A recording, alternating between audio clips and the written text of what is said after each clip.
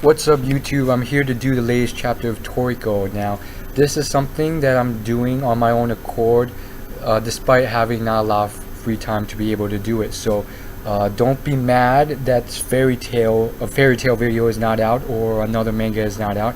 You should be happy that even this video was released. Anyhow, there's so much to talk about, and I'm going to start from the back.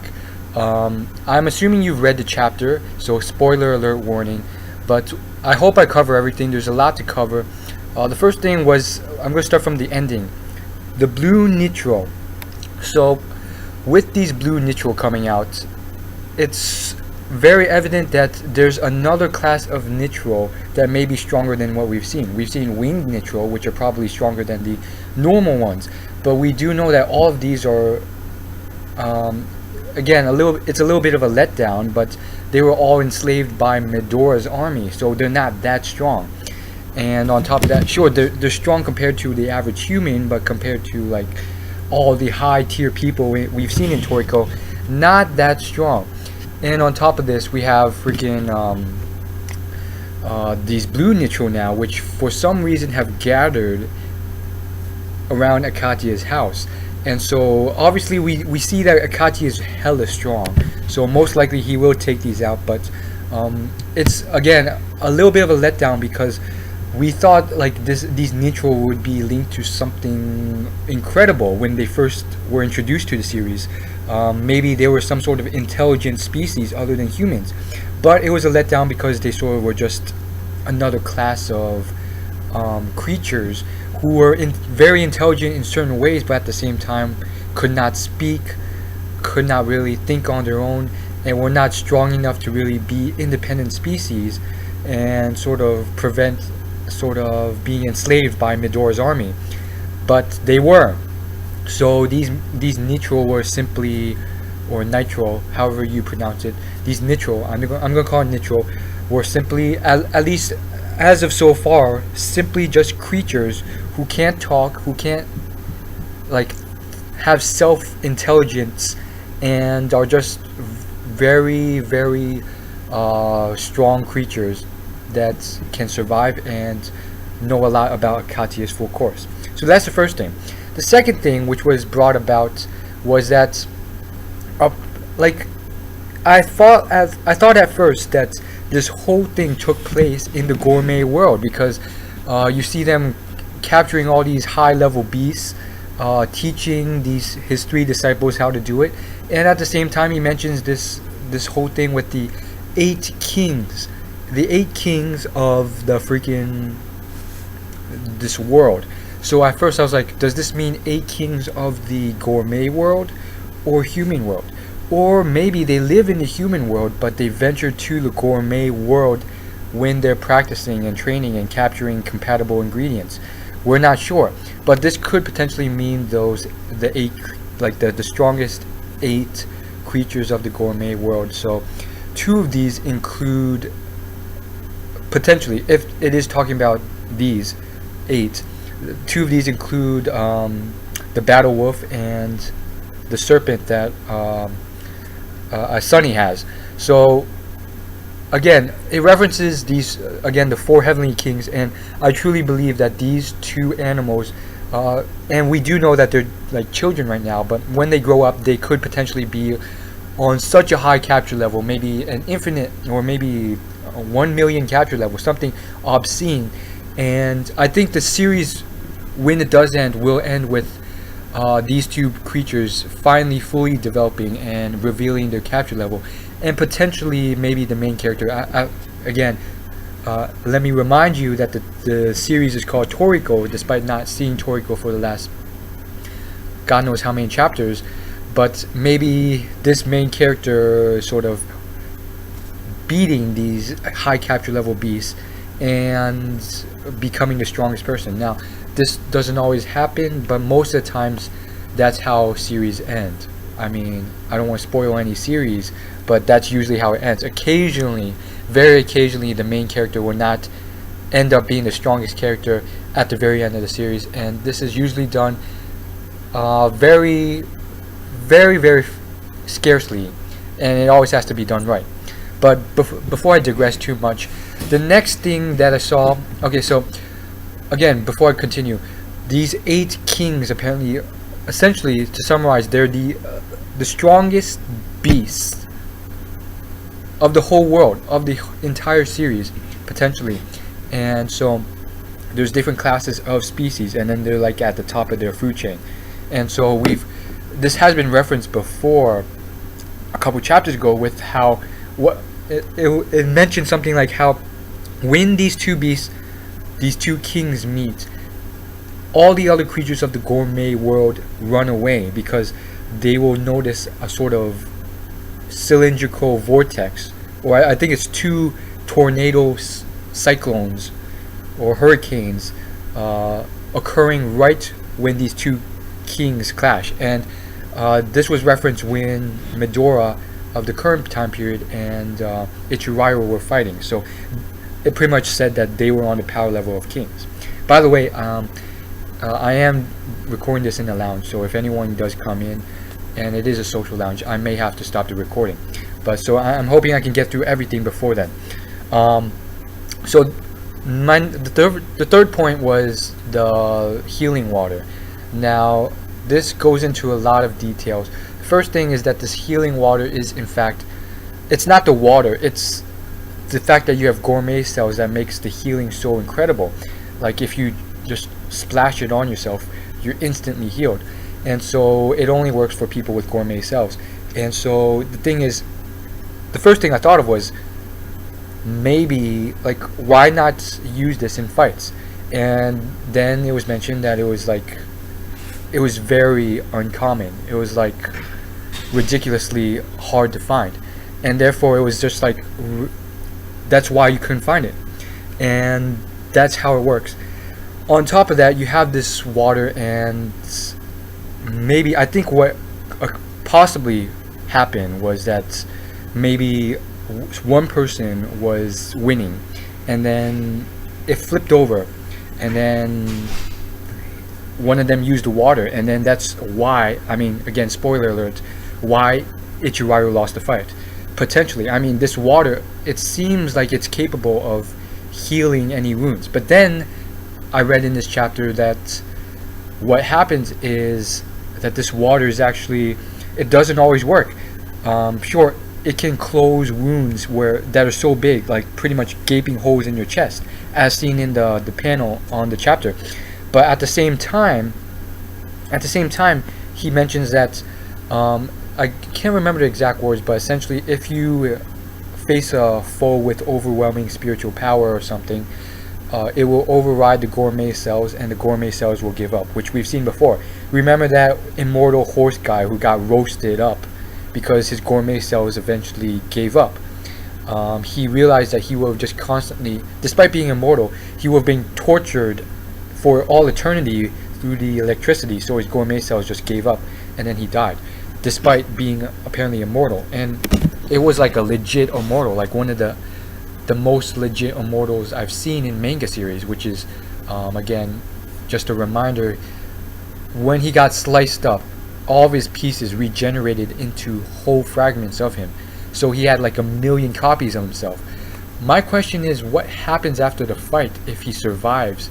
Like, does he just walk away with 1,000,000 clones of himself now? It didn't really make sense. And furthermore, like, are you saying you've never been sliced up prior to the fight? So you've only been, like, that's the first time you've been sliced up? That's why there's only one copy of you prior to the fight? Or maybe you can merge the copies back to your original self after the fight. I don't know. But yes, I am digressing a little bit. So back on track. There's a lot of things that I'm probably missing. The main one is just, the fourth point is just, I really like this whole flashback thing where we're seeing this sort of stuff. And there's a lot of things being revealed that we were sort of, at least the author made it seem that it was a different way than it was. So a lot of things are changed now just from this chapter. One of them being that Medora was always viewed as this sort of evil bad guy, especially in the anime. It was a very dark, he was a very dark figure.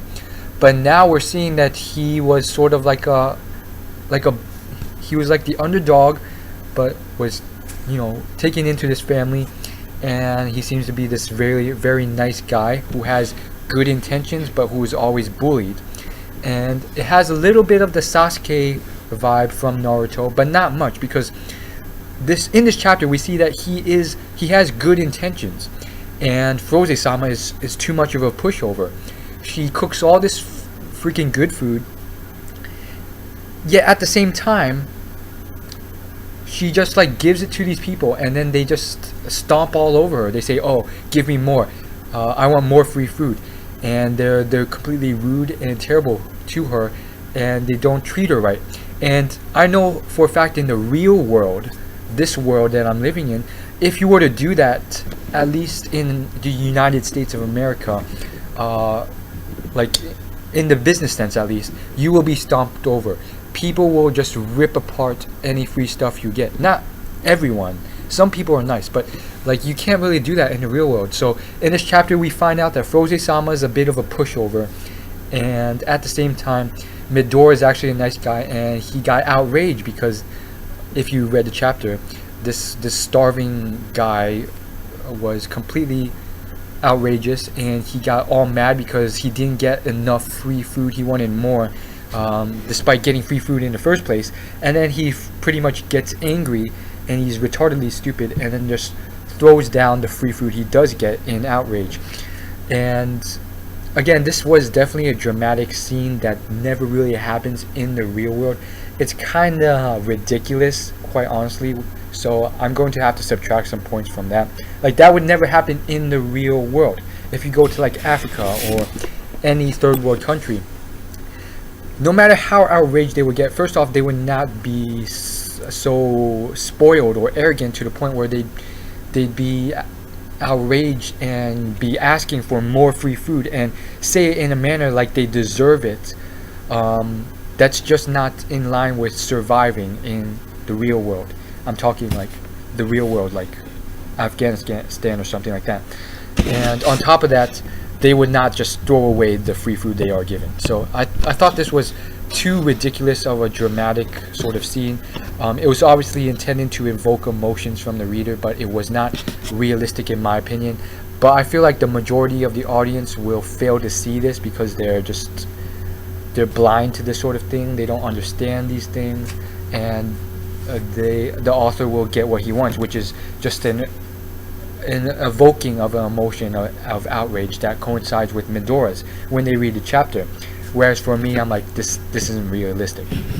The next thing would just be that we kind of start seeing where Midoriya turns wrong in a way, and we start to see more about why they're fighting. Like, this whole thing is sort of a mystery. Like, a lot of things we're assuming, we don't know for a fact. And like the biggest things we're assuming, which a lot of readers have taken as fact, which is not fact yet, it's still just an assumption, is that Ichirayu and Midoriya they just want Akatsuki's food to eat it themselves to gain power levels, or they're doing it for some selfish reason.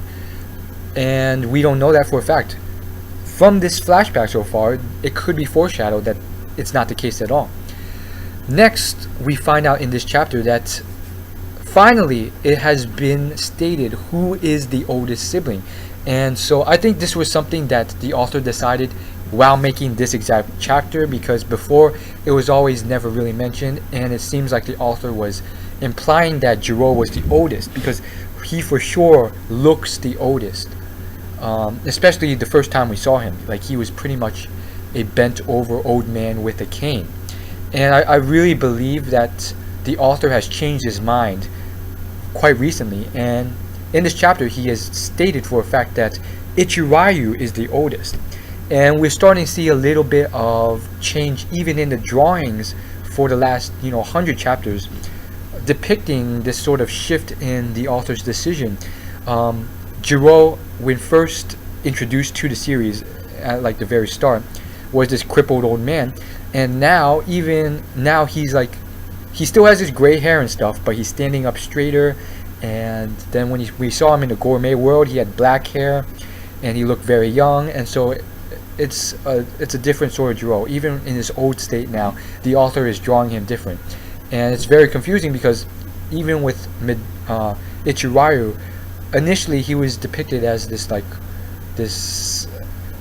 middle-aged man who was very muscular, had golden hair, a golden mustache, and was just middle-aged.